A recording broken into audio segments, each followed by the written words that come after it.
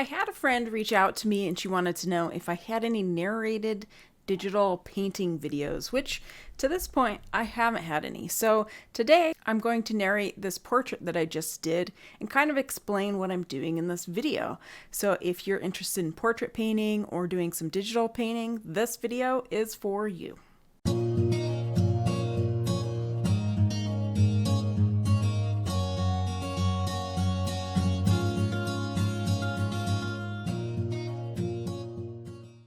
If you're new here, my name is Paige. I'm the chief pixel pusher and paintbrusher over at Gumption, and today we're going to be exploring portraiture just a little bit. We're going to be talking about chiaroscuro just a little bit and how I do it digitally in Procreate. So follow along and let's get started. When I started this illustration, I just wanted to bone up my skills here. So I picked up an image off of Unsplash. I think mostly 3/4 view portraits are more interesting. They can be somewhat challenging too, but this image fit the bill. And if you're looking for other resources to practice your portraiture, you might want to check out the Sketchy app. That is a great app for doing portraits too. I use an app called VizRef. Basically, it's a mood board kind of application. And when I'm using the iPad anymore, I have it up with all my references as well as my Procreate program, so I kind of work in them simultaneously. So I start with a rough sketch of the angles, and I'm just marking where I think things should be in R. Then I start with local color. That's just the flat color that maybe the skin would be or the hair. I start using a technique called chiaroscuro. The sketch is just there for reference. It's not accurate. Chiaroscuro is the treatment of light and shade in a drawing and a painting. So I am just blocking in shapes of shading and light so I can get a more accurate portrait. I find this really is my favorite way to work, and often it allows me to have a more comprehensive portrait. It also enables you to make adjustments without your being too committed to what you've drawn already. If you haven't ever had an opportunity to take a chiaroscuro class, then I highly recommend it. This class I took in grad school, and it totally changed how I draw portraits. So I'm really just concentrating on shape and tone. A lot of times people will do this exercise in black and white so they get their values just right. And you can see I'm always adjusting features. Oftentimes I'm flipping the image from one side to the other horizontally so I can see where I'm off. And I really approach digital art like a painter. My first language, I guess, in art along with drawing is painting, so I don't necessarily approach painting digitally the same that a lot of people do in this day and age. I'm finding colors, blending colors, readjusting, and usually on the same layer. Sometimes I will, if I want to add some pink to the cheeks, I might do a layer above and then do a Gaussian blur where I've put the red for the cheeks and then tone it down through the opacity bar, and I can get the right color that way. In this portrait, I also decided to change a few things because I really liked this color that I had for her hair, so I changed her hair color.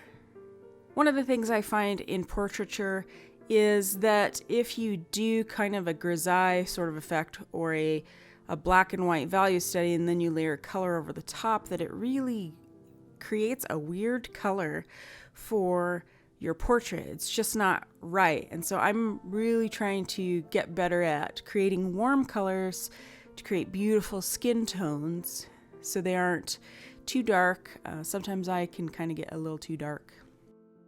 And the whole time that I'm creating this portrait, I'm aligning things to one another. So the corner of the eye, does it line up with the corner of the mouth? Where does the ear come into play with the level of the nose? And how is her hair parted? How far does it go back? And how long is her neck?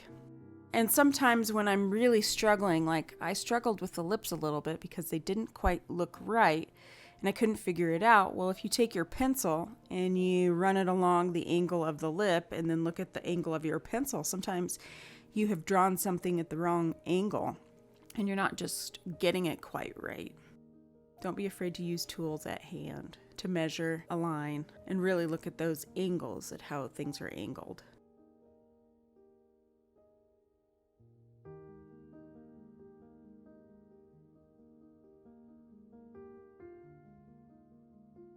So I'm just kind of refining some of these shaded areas and putting in her ears, adding a little bit of warmth to those ears too. And you can see I colored the cheeks and the neck a little bit, and oftentimes I will be working on multiple layers when I'm adding certain features that I don't necessarily want to change everything right away, and then merging them when I feel I've gotten it.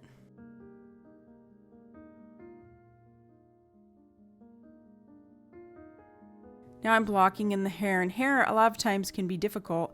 You really have to look at the light and dark of the hair and the overall shape of the shading, and I think you'll find that you'll be more successful with that. Then you can add highlights and some of the darker darks, and this really starts making hair look like hair. And I think that what makes a digital portrait really good is your balance between soft and hard edges. This is something I always have to kind of keep working on, but there is a balance. You can't just use an airbrush for your whole portrait and just have a soft effect everywhere. You're going to have our hard edges somewhere to really create some dynamic portraiture. And really, we want our portraits to look as good as they can, but we still want them to look painterly. That's what kind of is our signature, right? So when I first started painting portraits on the iPad, I think they were a little soft. Here I'm just refining the hair some more.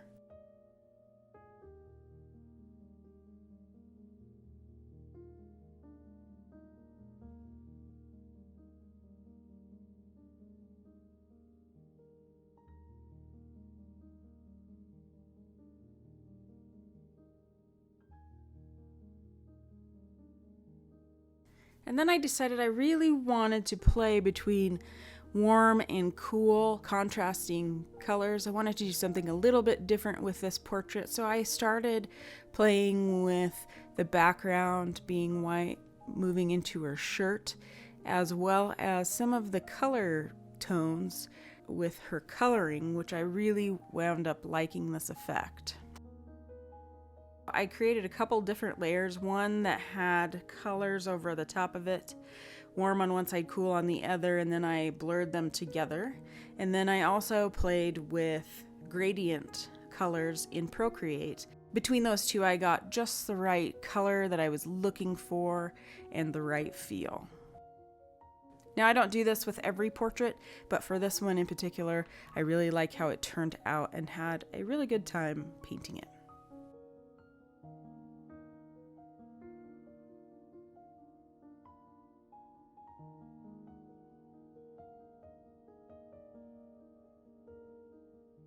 Thanks for tuning in. I hope you learned something new in this video. And if you did get some benefit out of it, let me know. This is Lucy. She's got great timing. Yeah, give me a thumbs up if you like this. And if you want to see more of this content, go ahead and hit that subscribe button. Yeah.